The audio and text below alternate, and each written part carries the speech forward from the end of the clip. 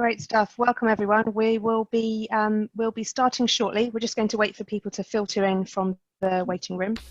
A few things to start with.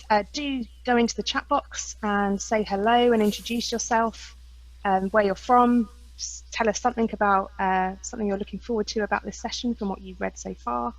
If you can pop yourself on mute, then we'll take out the background noise. That would be great. And if you're happy to, pop your video on. We'll start very shortly.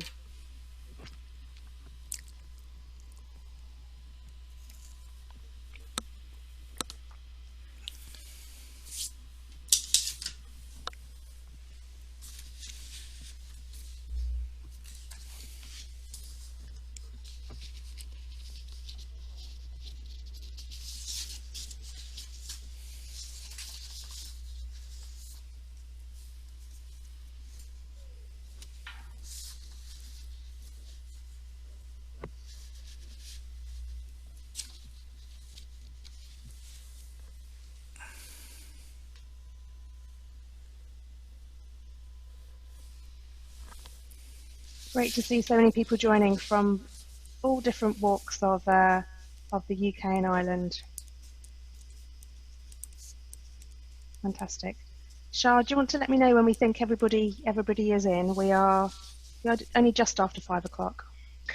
Yeah, I'll let these couple more in now, but I think we might be good to get going. I know there's a couple of people that sent apologies, and we'll pick up the recording, but I think we're, every time I say yes, more people join. That's always the way. I'm like clicking mad. But yeah, no, I think let's go for it. Let's go for it.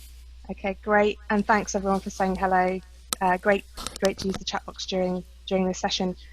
So I'm just going to kick us off with a very quick introduction before I hand over to colleagues. For those of you who don't know me, my name's Stacey. I am the Associate Director for Q. I'm stealing a few minutes here to get us started. I'll be handing over to colleagues from the strategy group, Bill and Kristen, who will introduce themselves shortly. So as I said, great to see so many of you here. We have lots of interesting content to cover this evening. Do take the opportunity to continue to use the chat box, both for questions and connections with others, and exchanging details. This is also about your learning and how you're connecting with others. I know some of you have already joined this special interest group, and I've seen a bit of activity on there as well.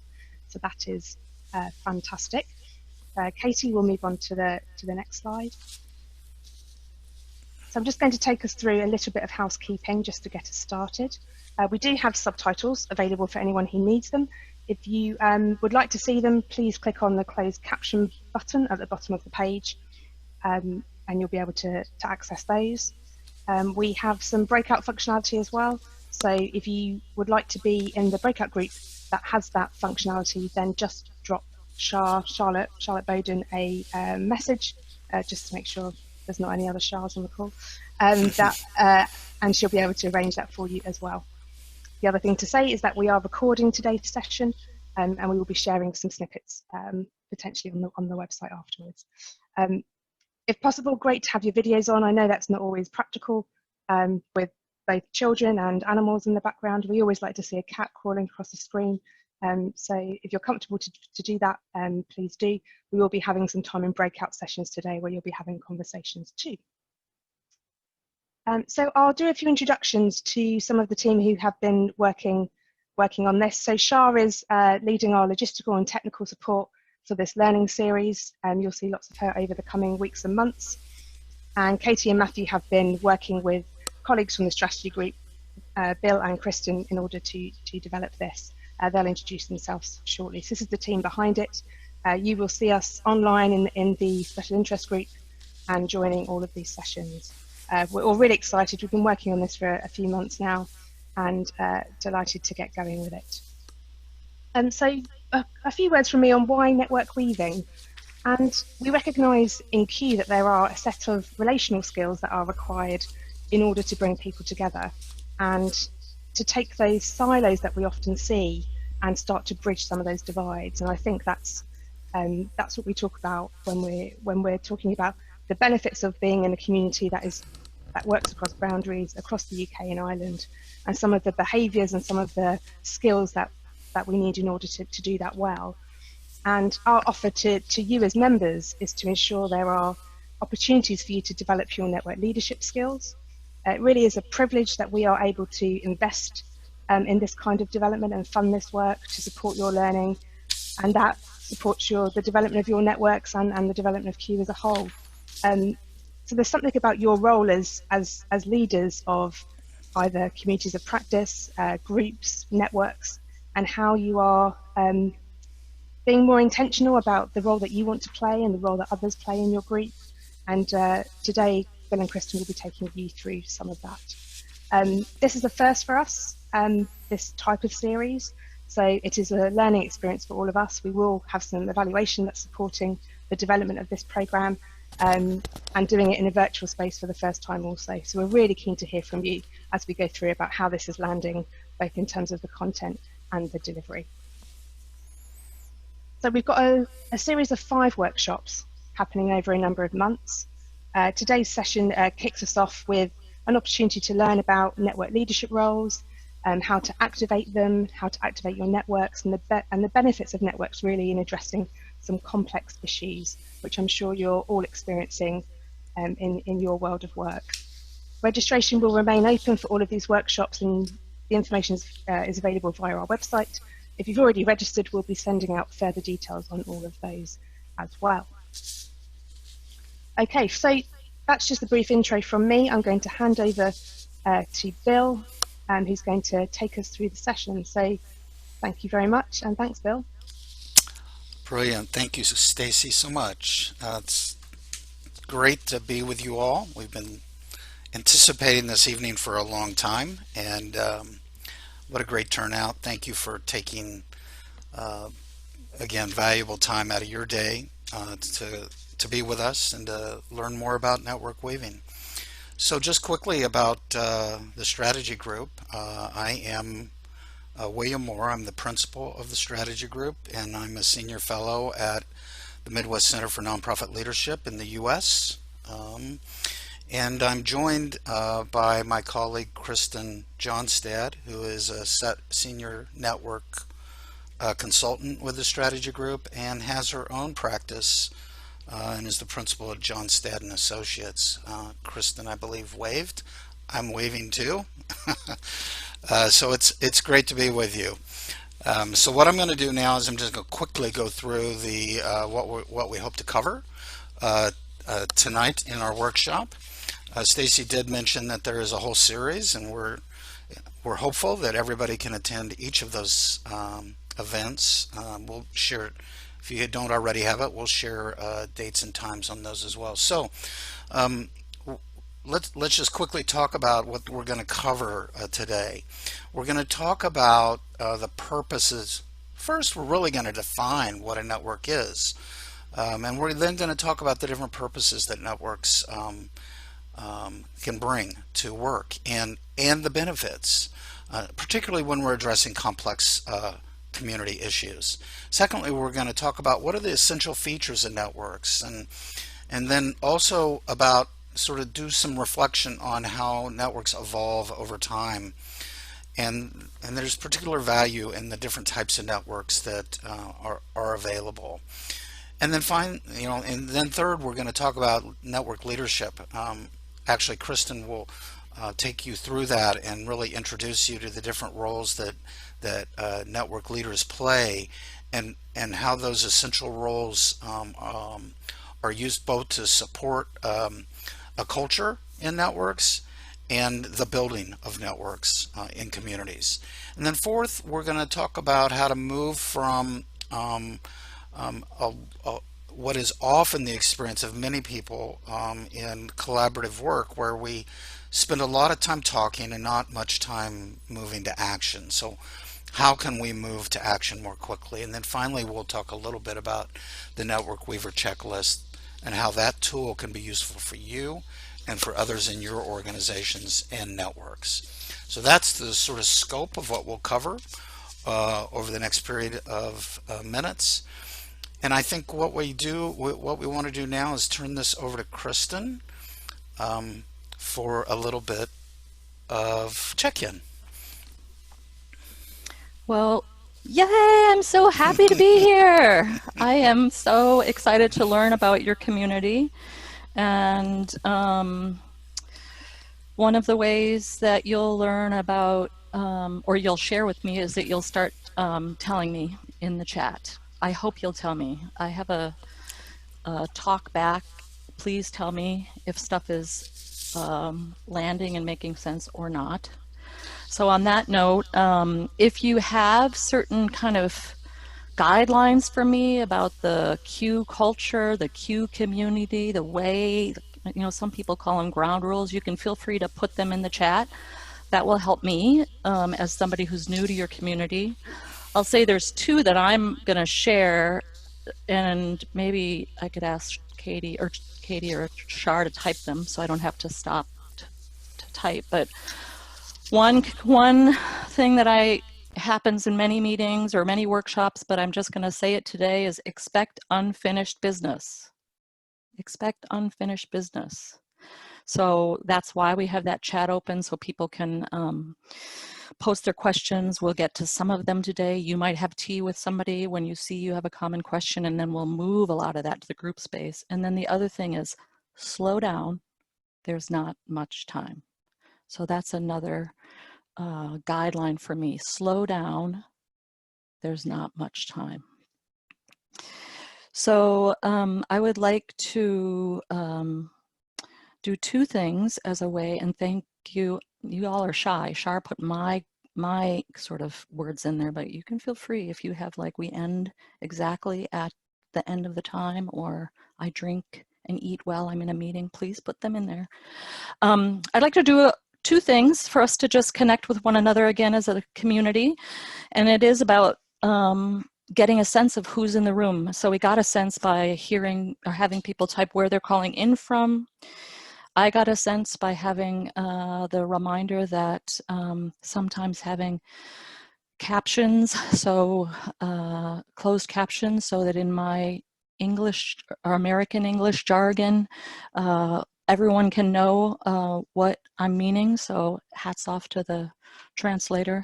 But the other thing I'd like to do is do a little, I know some of you have been doing liberating structures, to do a little 4 sentence stems using the chat. So again, if you're in a place where you're cooking dinner and you can't be in the chat, no stress. But I'm gonna offer 4 sentence stems, and one at a time. And when I say the first stem, I'd like you to type in the chat, but don't hit reply until I say go. So I'm gonna read something. Yay, liberating structure, says Matthew. And the first sentence stem is, I have to. So type it, but don't hit respond. I have to, ...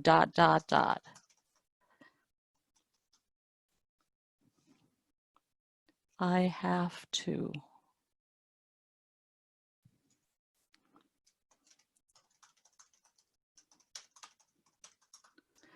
Okay, and let's all hit respond and see. Whoa, wow, beautiful. So that was a wave of community info coming our way. So wait, we'll have to breathe. Let's do like a good inhale and exhale, because there's stuff still. This is Char, like what happened when you hit, everybody hit enter for everyone in the waiting room. So nice, beautiful. Beautiful. Okay, and again, if you're newish to Zoom, you can use your scroll bar to gently go up, but you can see just from, or I can see just the few things on my screen in the last, maybe 10 people.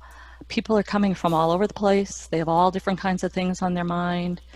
Some are great, some are challenging. And so it's really important as we gather, not just us, but anytime you gather people, that you give them a space to settle into one another.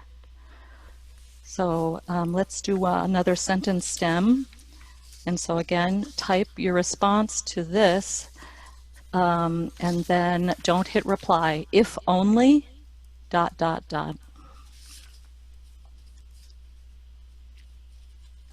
type your response, wait to hit reply. If only, ... and go ahead and hit reply. If you get a little car sick, maybe look away from the screen. Beautiful.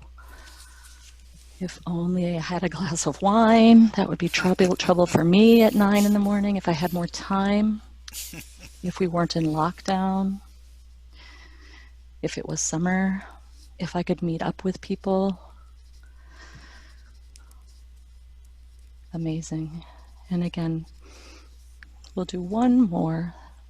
So feel free again to look at the beauty and the complexity of who's assembled here today. And just remember that happens every time you go into a staff meeting or you get together with your family. There's community is holding all this amazing complexity. So our opportunity to create space for that and then to start to use what people want to offer is good. So the last sentence stem I'll do is when all is said and done, ... So when all is said and done.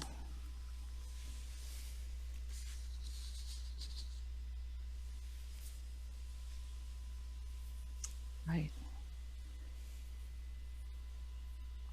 I will still be me. I will be with my family. I am safe. I will have friends and family. I will dance. Feel free to dance now if you'd like. Ooh, well, the wine is a big thing, I guess, again. Family always. All right, beautiful. I'm going to give a heads up to Shar. We will not do pairs sharing. Okay. But let's just take a minute. And again, part of what you can do is scroll back and look at some of these amazing community members. And it's great people are greeting one another. We might have to sing happy birthday at the end to the birthday person. So we bring all of these things into the room and we bring all of these things into our networks. And that's what makes potentially network weaving full and complex, is that I'm not just a consultant. I'm not just a mom. I'm not just an American. I have many differences. And again, part of what we want to do is figure out how do we amplify the differences and help people that have things that they share in common find one another to work together. And what is it that we as a community have in common that will hold us together as we do the complex work of creating change in our communities and our countries. So, yay! I'm so happy to see you. And again, I don't know, you know, there's the assumptions that people can make about Americans as well as about Brits, but I do not feel like you have to be formal or stiff with me. If you have your wine, please drink your wine. If you have a warm beverage, drink a warm beverage. If you need to stand or move, I will not be offended. This again is for you. So, all right, have a wonderful, I'm going to transition it back to my colleague, Bill Moore. Brilliant. Thank you, Kristen. So a couple of things before we step forward. Kristen and I have both put our bios and our information in the group space, so you'll be able to learn more about us there. And also, just as something I hope you'll pay attention to, Kristen will be stepping in and out here and really modeling for you tools and processes and practices as we engage together that you can use in your own work. And so I encourage you to not just be a part of it, but to also observe it and see how she uses simple tools and processes to engage folks. So again, thanks, Kristen. And so I think what we'll do now is we'll step into some of the content around session objective 1, which is really about what is a network. And so next slide, please. So we want to introduce this to you. We think most people have a pretty good understanding of what networks are, but there's a particular definition that we operate from that I think is often helpful. So networks really are patterns of relationships and the sets of relationships that are created. The patterns influence communication and collaboration and innovation, and we are really embedded in many different networks. All communities and each person in a community has their own networks. Some are large, some are small. Our social networks, which we all have, our friends, our family, our acquaintances, are one kind of network. The more connected you are to your social network, the more opportunities there are for solving personal problems, planning fun, different things to do, communicating and learning from each other, sharing interests, making new friends, and so on. The same is true for community networks.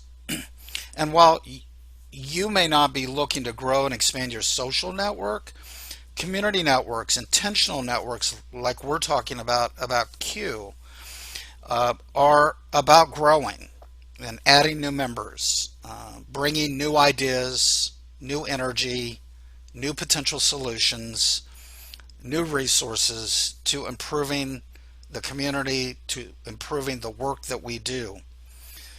So weaving together a large, connected, and collaborative network of people and organizations and projects is really essential to solving persistent community problems. Next slide, please.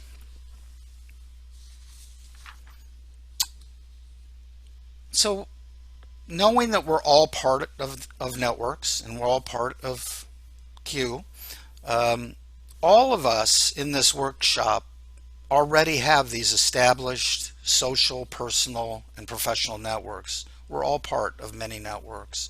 And for many of you, you see the potential as well as the challenge of realizing the potential of your networks. Some workshop participants have already shared with Q their hopes and goals for their primary network, the primary networks that they're embedded in. And they identified many of the same things that all of us are hoping for our own networks. We heard from you, from many of you, that you already have ideas about how your networks can improve and develop over the next couple of years. We heard things about developing sub-networks, smaller networks, micro networks, to understanding the impact of the networks that you're in, to accessing more resources for your networks, increasing the visibility of your networks, moving more toward collaboration and action, growing the membership of your networks, becoming more self-sustaining in your networks. So these are many of the things that we hope we will be covering over the workshop series. And lots of you are already thinking about these things, so that's a good thing. Next slide, please. So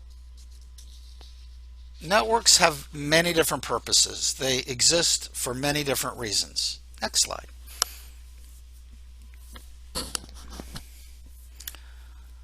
Networks are about connecting and building relationships with others, but they are also opportunities to learn and be with others, to learn from and with others. Networks serve the purpose of pursuing a shared interest or passion with others. Networks serve the purpose of executing specific tasks or routine sets of functions. Networks serve the purpose of propelling or compelling some change or improvement. They exist in all parts of our lives, and they extend from our most intimate to our most expansive relationships in community. Next slide, please. So the real question becomes, how do networks differ from other ways of organizing for action? And I guess I would like to ask you to just take a minute to enter into the chat box your thoughts about how networks might be different than other ways that community and individuals choose to organize for action. If you could just take 1 minute and type into the chat box, how do you think networks are different than other ways of organizing for action?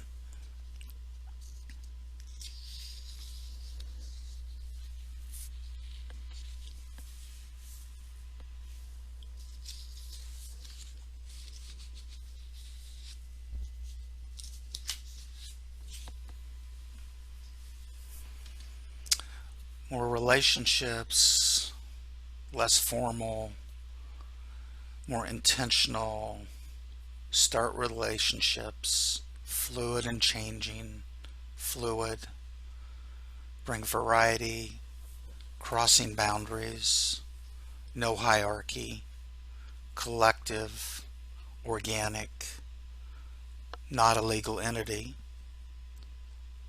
simple rules, more messy of that. Changes with time and need, a shared purpose, mutually beneficial. Those are great. Keep entering those. Love those. I'll step forward now. So if we could go to the next slide, Katie. There are common ways in which we have organized to do things in our culture.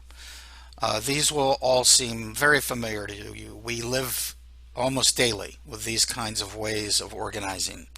However, I think part of what we want to recognize when we talk about different ways of organizing is what both the strengths and limitations are in the way we organize. And so I would ask, what are the limitations of organizations? Organizations like, big organizations like a BP or a Unilever, what kind of limitations do those kinds of ways of organizing bring? What about coalitions, community coalitions and alliances? Have you ever been part of a coalition or alliance? In what ways did that way of organizing for action have limitations? Have you ever been part of a huge email distribution list? You'll notice that there's a center and then there's a lot of equals around the boundaries. What is a limitation of that form of structure for getting things done? I think these are the kinds of questions that we want to be asking ourselves as we enter into challenging and complex community problems. What about chapter organizations, such as the Alzheimer's Association or the Academy for Eating Disorders or the ALS organization? What kind of challenges do those kinds of organizations bring to actually getting work done? So I think part of what I would like to lift up for you is that networks in many ways have their own set of boundaries, but they also allow us to move and work in ways that are very distinctly different from organizations and these other ways of organizing. I think that one way to think about networks is as a highly decentralized and informal way of being together, working in a space, in a region, in a geography, on issues. Networks allow for a huge amount of meaningful participation by people. Because they're able to scale extremely quickly, they're particularly useful. Because they're able to be broader than the systems that they're trying to impact, they are useful. because they are a return to a more relational basis of operating, they are useful. Because they are multi-sectoral to address the complexity of most structural and system level problems, they are useful. And because everyone can contribute and lead in a network, they are useful. So, next slide, please. Three ways, sort of three most common ways we organize for action are at an organizational level, a coalition level, community coalition or alliance, and at a network level. And what we know from this work is that organizations have very distinct boundaries. Everybody's got a boss. The boss generally makes the key decisions. The jobs are very well defined. There's departments and teams and units. And there's planning processes and very much a task orientation where the majority of workers can be trained to implement their jobs with high quality and repeated quality over time. And while lots of organizations tackle really complex problems, in general, organizations are really good because for relatively simple tasks or solutions, because there's a lot of control. You have quality control. You can manage the workforce. You can create good boundaries that it keeps everybody focused and organized. Coalitions are sets of organizations. So we've connected different organizations, but there's still boundaries that are existing, because only certain organizations are typically invited to be part of a coalition or alliance. The membership is relatively narrow, and organizational leaders are the ones that come around the table typically. So you're not bringing everybody around the table that can help make decisions. You're bringing your leaders to the table. Typically it's focused on one big issue like child abuse and neglect, or food insecurity, or housing. There is a big issue that's on the table. It's very much focused on outcomes, and it's usually, although not always, term focused. Short term, medium term. It's good for big but simple solutions. So in this case, coalitions are tackling really challenging, wicked problems. But often the solutions that are brought are ones that can be readily brought to the table. Advocacy work or policy work or community organizing work. So we bring a solution. We pretty much know what the solutions are. We explore it and we implement it. A network, on the other hand, is made up mostly of volunteers. There are professionals, but not always. In many cases, there's people that are volunteering their time. Networks often don't have a bunch of boundaries. Instead, it's permeable. Lots of people can come in and out of a network. We're all peers in a network at all ranks. We meet together to learn and grow the network. It's diverse and inclusive. Everybody's welcome. Big systemic problems are typically the focus. And so it's helpful to understand that part of the reason why networks are valuable is because there are so many diverse parties, thinkers, actors engaged. That kind of diversity can really bring a level of energy and expertise to big systemic problems. There's very much an action orientation to it, and a network can last a very long time if it's cultivated and sustained. Networks are really good for complex problems when you don't know the solutions, when it's very adaptive and lots of time needs to be explored and a lot of work needs to happen to figure out what's going to work best for this problem in this community. So those are the distinctions between these different types of ways of organizing. What I'd like to do now is give the slides back to Kristen, who is going to do a reflection on what we've heard and a little bit of sharing and stretching. Well, I feel like thank you to all of you that are active in the chat. I feel like I'm experiencing a holiday meal ahead of time, which is like so much good stuff that I can't like capture it all. So I would invite you, if you have been focused on the screen, to kind of soften your gaze and look. I'm looking out the window at the snow that's coming down in Minnesota. Or if you've been sitting, to stand for just a minute. And then there is so much rich information. I would welcome 2 or 3 people to come off and talk about what themes are you seeing, not what's your question, right? So what theme or what sets of questions are you seeing, or sets of insights are you seeing in the chat? So for example, I saw lots about power. And that is very much an ongoing skill set of navigating who's got power in this moment, and is it fit to purpose? Is it fit to the purpose of this network in this meeting? But I'd love to hear 2 or 3 people that want to come off mic and just share what are some themes you're seeing in the chat, especially if you can do it while you're looking at, maybe you don't have snow, but looking out the window.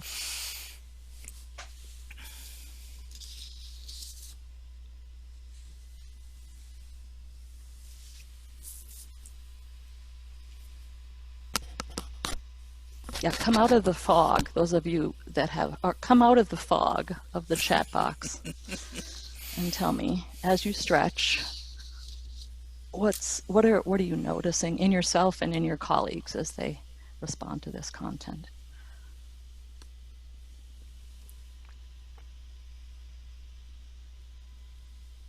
Hi, Manish here. Can you hear me? Yes, Manish. How are you? I'm good. I'm not surprised that you came off mute, my friend, my new friend. What are you noticing in the chat from this community? I was trying to notice your snow, but I can't get such good technically yet. I'm sure in a few years' time I might be able to see the snow across your window as well. Yeah, I'll send you a snowball. I guess the question largely coming through in some ways, apart from the power bit that you highlighted, is I guess the timeline between structure and relationships. So if we looked at, say, the organizations or even the alliances, it was largely the structure that was forcing the relationships, that was then forcing a function or an outcome. Right. Compared to a network where actually it's the relationships that will in due course generate some bit of a structure, but more importantly, it's the relationships that harness the power in the system to generate the outcome. So I guess what comes first is the structure in the organizations or in the alliances, compared to a network where the relationships come first and then they yield whatever they yield down the line. Yep. Yeah. And again, I see Sarah's posting what you've said, Manish, in the chat. I think let's continue to talk about that. I would say relationships are always first. And people have said that in the chat as well. Like, if I don't get value, or if I don't feel respected, if I don't feel like I can contribute, it would have to be a pretty significant network that would keep me there. There would have to be very other reasons. But the structure, figuring out the structure, that's going to be a big part of the second workshop when we look at infrastructure that supports networks and knowing how much is too much. And so maybe one more person to share. Thank you, Manish. I appreciate it. And I'll work on the snow. Well, I share, it's Kate Pound. Hi.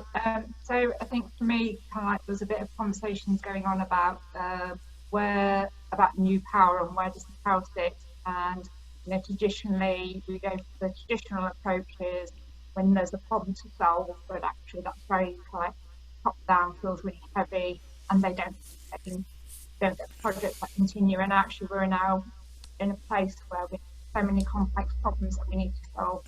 So, and where the power is redistributed. That was just kind of some of the things that I pulled out. Yeah. Yeah. Fantastic. And there may, again, this may be for sure in the group space. I would love to hear people's thoughts, but power is not like a light switch, right? It's on or it's off.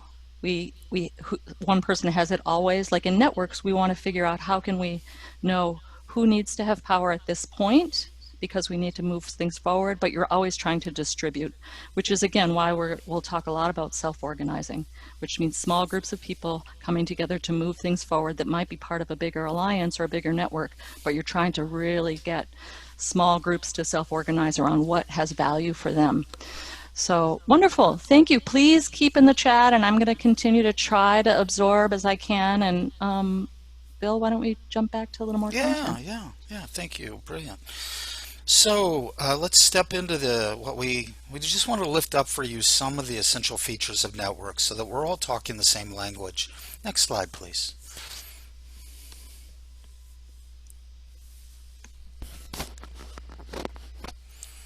So you can see that we often show networks as sort of maps of dots and lines.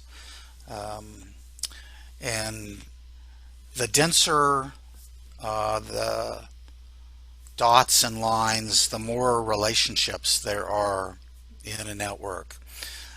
A network of the type that we're interested in talking about through this series, an intentional collaborative network, has several features. One is that there's a core. Individuals who have lots of relationships are in the core and are connected to many different people. It doesn't have to be one center in the network, but in fact there are many centers in the core. And they're all connected to each other, which is telling us that relationships are central to the network. And so we look for those relationships. They become the way toward action. Decisions, ideas, information flow can come from anywhere in the core or in the periphery or the network and can travel throughout the network. But in the core, because there's such dense relationships, such close relationship happening, because of those closer connections, people are more likely in the core to take bolder, riskier forms of action because they have the support. They feel the support from their colleagues to act in very collaborative, innovative ways. Then you have the periphery of the network, which is where there are important resources and knowledge that reside about the community, about the county, about the issues that are being worked on. We want the periphery to be ever expanding and constantly bringing in new information, new members, and new expertise as the network continues to evolve. There's the hub, a hub. There are many hubs in this, but a hub is a person that has many relationships. Hubs can only hold so many relationships before they will become less effective. So typically when we see a person with lots of relationships, they can only manage so many of those relationships before a hub will end up splitting off and creating another hub of relationship. So core, periphery, hub. A link is you see the lines, a link is some relationship, some connection between two people. It doesn't necessarily mean it's strong, but it does mean that there is some connection between two people. Finally, a node is a single dot, and that is a single person. In some network maps, this is called a network map, the dots may be organizations. The dots could also be sectors, depending on if you're looking at a multinational or worldwide network. And then lastly, a cluster. You'll see that highlighted. A cluster is a group of people with some commonality, whether it's by their roles or by their interests or their geography or the issue that they feel strongly about. A cluster is a group of people that have something in common. And so we look for the clusters in our network to see where there's opportunity for action. Next slide, please.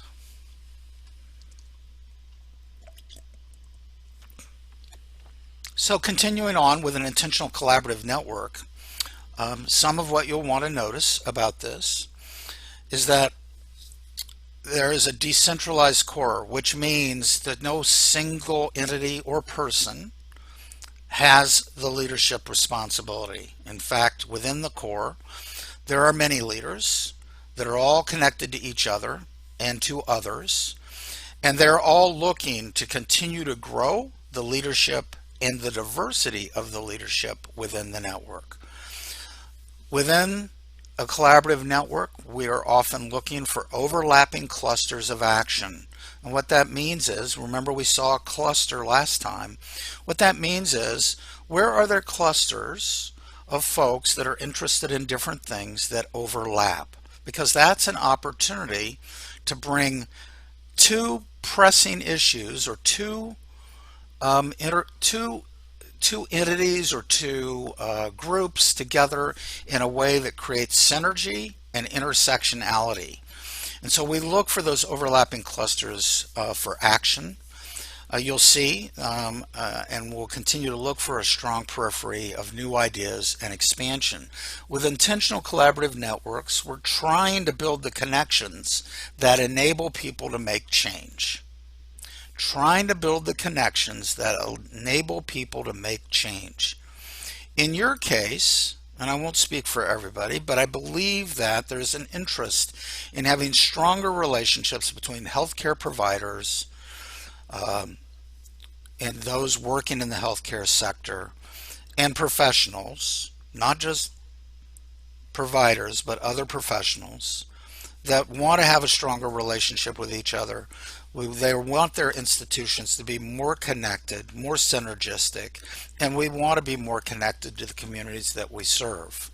In some ways, the disconnect that we all are experiencing and that has happened for many people and their healthcare provider worldwide, not just in the UK, is symbolic of larger shifts that have happened in our world.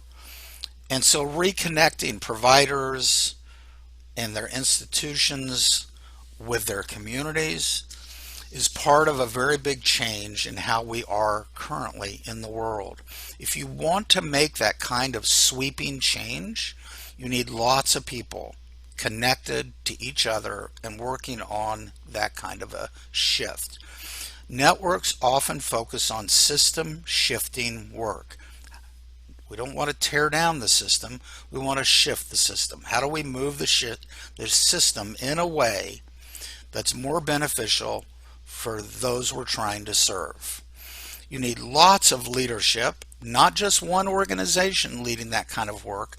You need lots of people working together to experiment, to test, to see how to make this kind of a change happen. And you need a periphery to help you continually reach out to new people so you keep getting new ideas about how change might happen and how new pathways of change can be built so that we're inviting more people into this issue and not just isolating it with providers.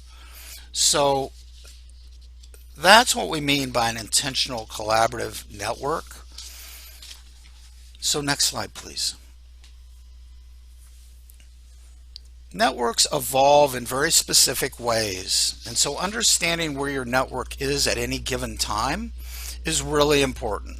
Most networks will start out as scattered clusters of people that are really not very connected. They might have a few connections, but there is yet no real deep synergy or connectivity. Networks will then evolve in very definite stages And it often takes a number of years to move through these different stages of evolution. Networks, often networks will start, as I said, as a scattered cluster. Typically what happens then is that an organization or a group of individuals will decide to form a network. And they'll reach out to other organizations and individuals. And that is then when we move into a hub and spoke, where this core of individuals or organizations begin to create outreach to others and to connect to them in what is known commonly as a hub and spoke type of network. It evolves then over time into a multi-hub network where there are multiple centers of activity and energy as more and more people come to the network and organize around issues of importance or areas where problems are persistent that need to be dealt with. This is probably the most critical stage in the multi-hub stage. This is where network weavers, that we'll talk about shortly, begin encouraging people in the network to develop collaborative projects to try out new solutions. We call this self-organizing, and we'll learn more about that in an upcoming workshop. This kind of stage in multi-hub is where we begin to build new leadership and expand the network as new people are invited to join projects. If there's an adequate network support structure that we'll talk about in the next workshop, that helps people learn new skills, reflect on what they're doing, and communicate with each other. A network can rapidly become a community or a systems change network, or as what we call an intentional collaborative network. By the time it reaches that stage, it's often self-sustaining, and that core group that started it in the hub and spoke has become one of many peers in the network. Okay, next slide, please. So we've talked a lot about the structures, and as Manesh mentioned earlier, it's in many ways about the relationships. And so it isn't necessarily what makes networks different is their structure. It's really about how people are working together. And so we'll talk now a little bit about what some of the features are of networks from a relational standpoint, and what we call a network mindset, which is really learning to lead in a new way. And it's challenging often because the way we've understand leadership is typically within the context of organizational leadership, where there's a hierarchy and where people recognize and work within a structure that has a clear power and relationship framework that we all understand. So our deeply held ideas about leadership will often collide with the new ways that are leading in networks that are distributed, relational, and interdependent. And so those that will practice a network mindset in their leadership bring openness and transparency to their leadership work. They let go of control. They let go of a constant focus on outcomes, and they believe that everyone is a leader. And so how networks will operate is through a shared set of values and beliefs and principles that we all understand, honor, and acknowledge within the network. It's principles that we hold dear, and they end up becoming the structure, the important structure that we need. Because there's no single entity necessarily holding it all together with their own culture and with their own rules and their own norms. Instead, we have diversity, we have openness and transparency, And there are multiple dimensions of work with multiple sectors involved, all with their own norms and rules and behaviors and shared language. And so the one thing that a network can agree upon is what are going to be our shared values, the way we choose to behave and work and lead together, the nature of the relationships we have, and our shared values and ways of being with each other. So next slide, please. So those kinds of values and principles of network leadership that are so essential to an effective, robust, impactful network are what we have discerned in the literature as the 4 principles of collaboration success. And in networks, network leaders bring these kinds of values and principles. We trust each other. We don't try to control what's going on. We bring humility, not an awareness of our own brand or our organization's brand. We don't try to constantly promote an organization or the work that an organization is doing for the purpose of building our brand identity. Instead, we bring humility and we focus on relationships, not individuals, but the nature of the relationships that we have, and we put mission over organization. So we're asking folks when they join a network to really put their organization in the back and bring the mission of the network to the forefront, to focus on the relationships that they have, to bring humility and trust to the work. These are key values and principles of leadership within a network. Next slide, please.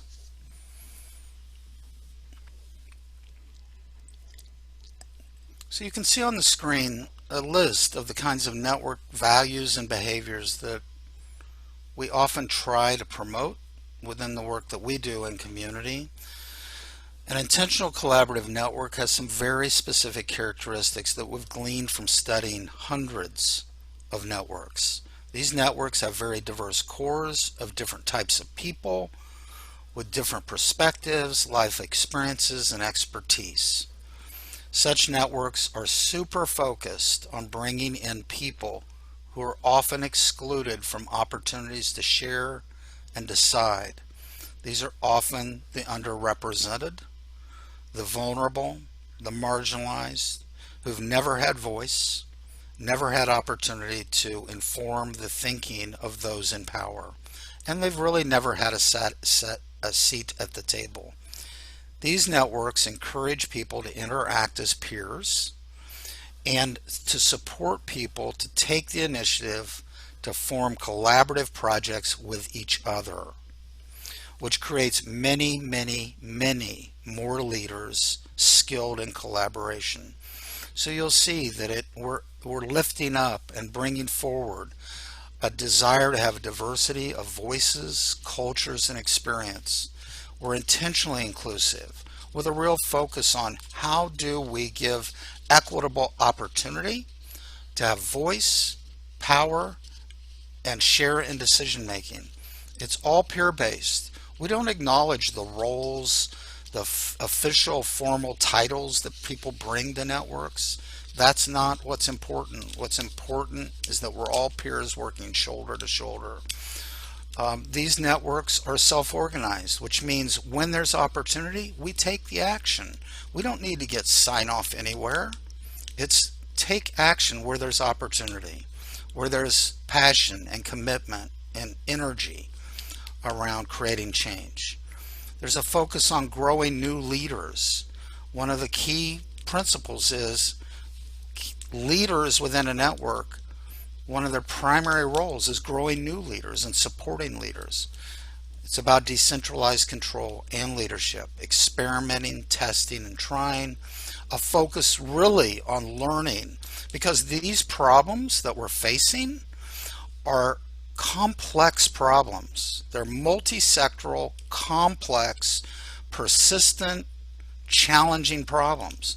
We have to learn We have to share what we're learning. We have to expand our learning and the people that can help us learn better, all for the purpose of trying to find solutions. Networks are about expanding, growing, becoming inclusive. We're seeking transformation, and we're seeking a system shift. These networks that I'm talking about are filled with small projects where people take time to look at what they've done, to learn from it, and to take better steps the next time. They share what they learn, even their mistakes, with others in the network. It's no good within a network if you try something out and only one or two people know about it. Let's share it. Let's learn from it so that others can join in the learning and sharing.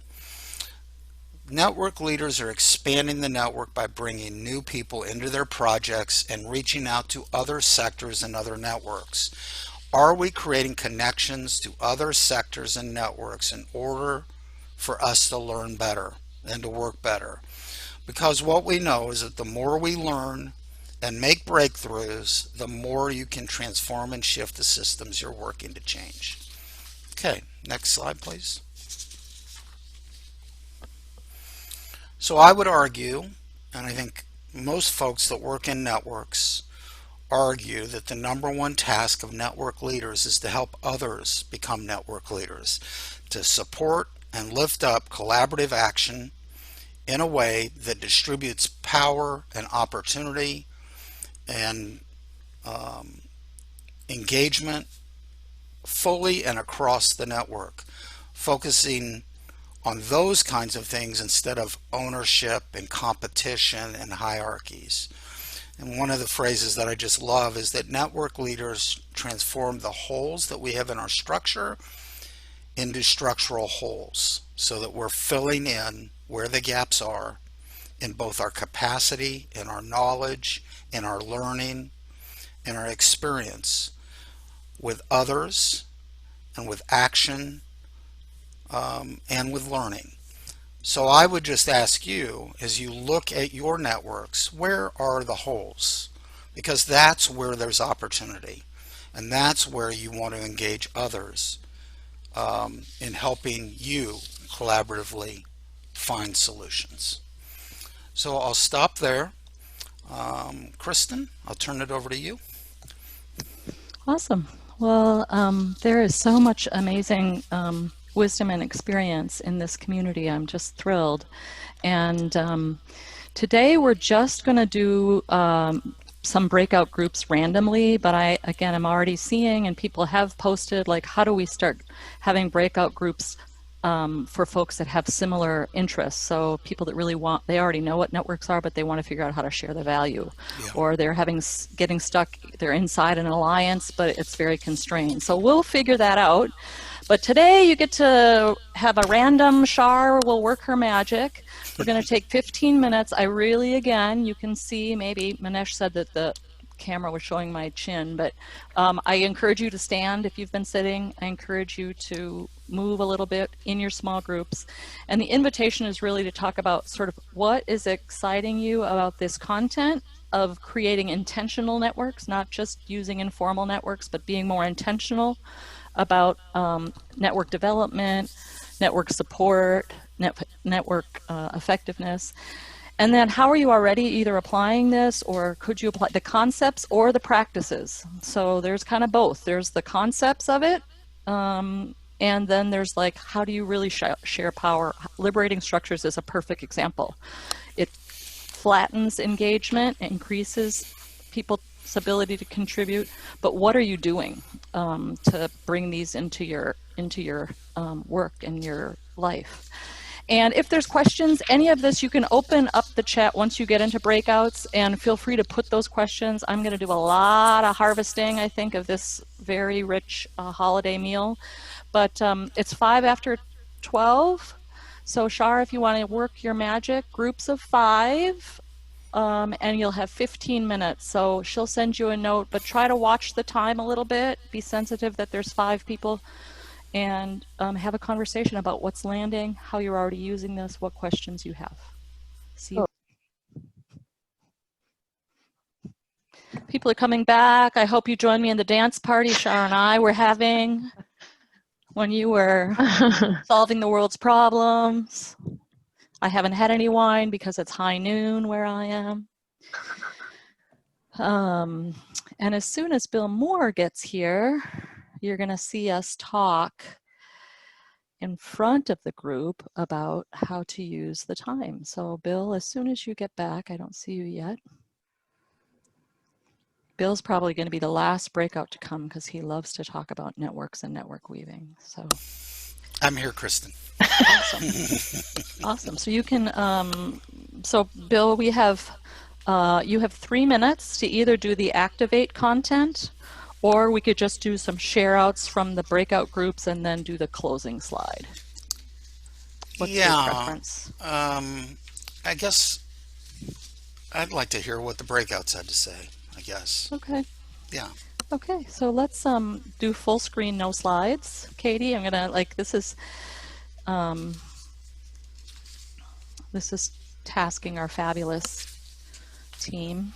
So welcome back, everyone. And if you haven't reopened your chat, feel free to open your chat up again. And I would love to hear or have whomever is willing to put in chat what's one insight that you are taking away from this workshop. And it might be something that has nothing to do with Bill and I, and that is A-okay. But what's one insight or one aha, or oh my gosh, this seems very similar to this, or yikes, this seems very similar to this.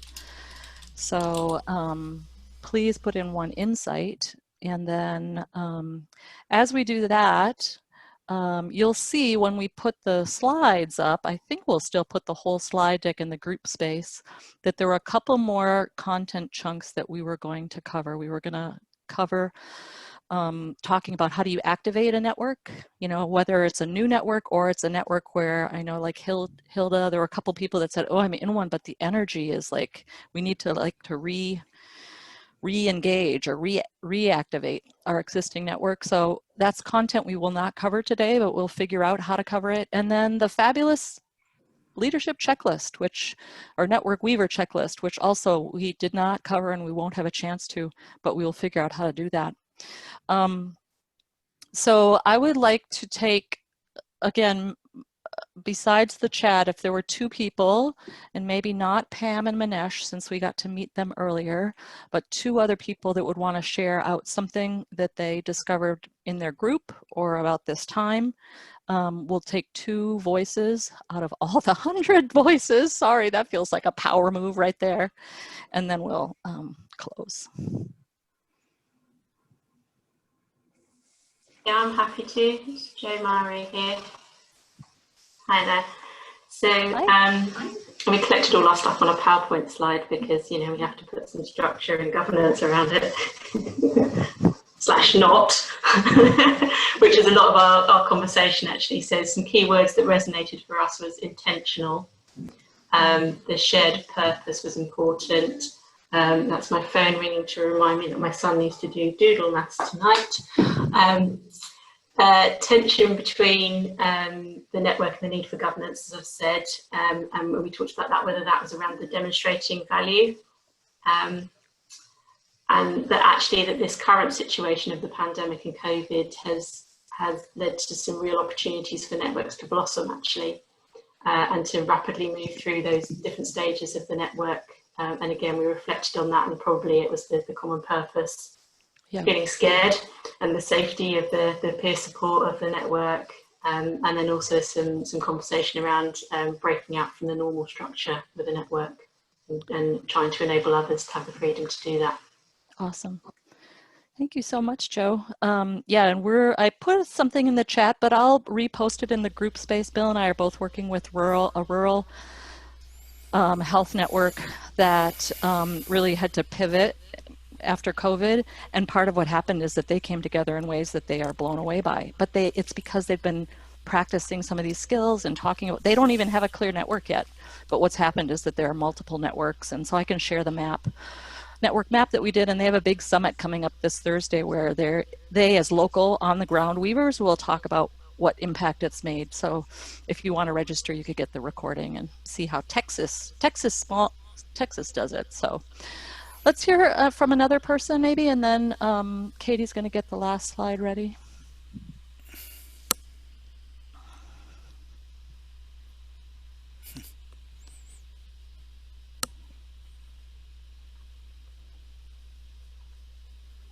Hi, I'm Julie. Hi, Julie. We had a really interesting discussion, I think, about the point that you made about the job of leaders is to make other network leaders.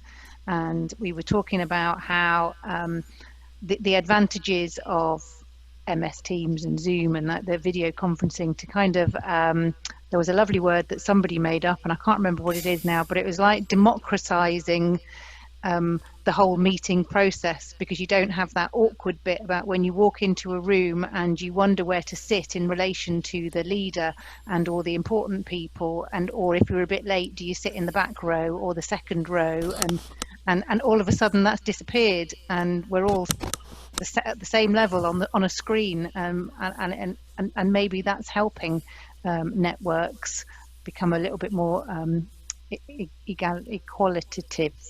That's my new word for the night.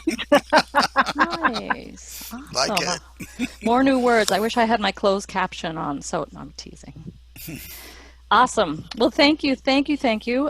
Please put again anything else in chat that you want to share, either as like burning questions. I must know this.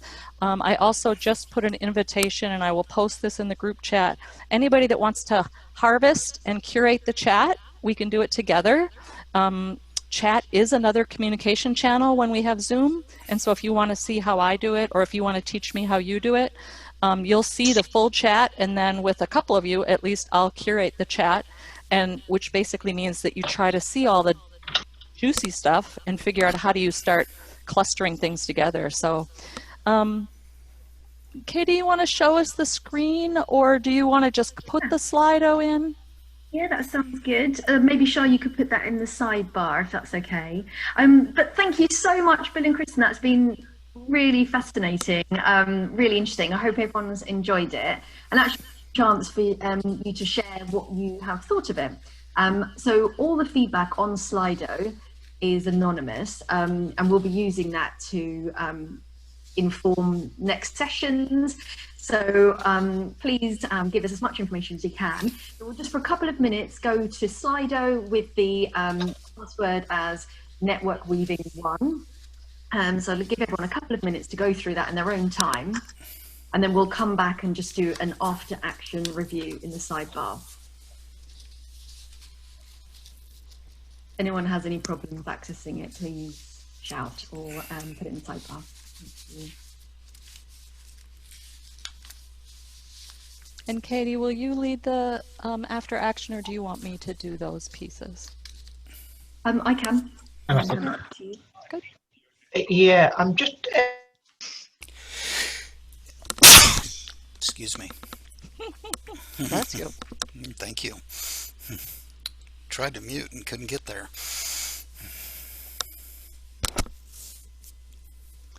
All right, I've got half past, so if people are still filling out the Slido, that's great, but I want to see what an after action review looks like, UK style, so take it away, Katie.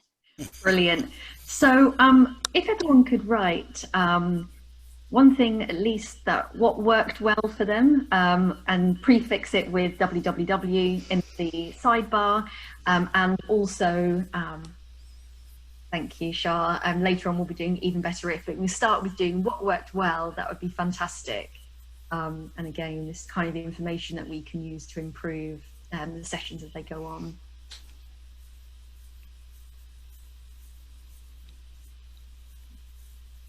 I'll give another like 30 seconds for a few more to come through. Brilliant. Oh, great. That's fab. Great. And then if everyone can start having a think about what would be even better if, So maybe prefix it with EBI. That would also be really helpful. Get your thoughts. Just put in the chat box that Slido will be open for 30 minutes or so after this session. So please do, if you've got a couple of minutes, it really should take only a couple of minutes, do fill in so that we can gather info for the next session.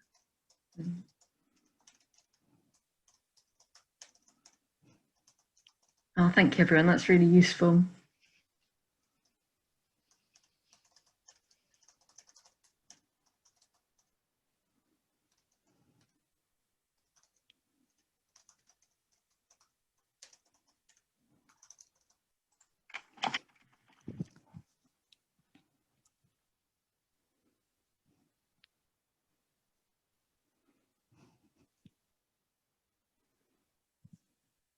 Can I jump in, Katie, or do you have another wrap up? No, that's great. Thank you. Awesome. Well, the last thing that I would say as we prepare to shift to our children and their homework, or our pets and loved ones, or going for the walk in the dark, in the fog,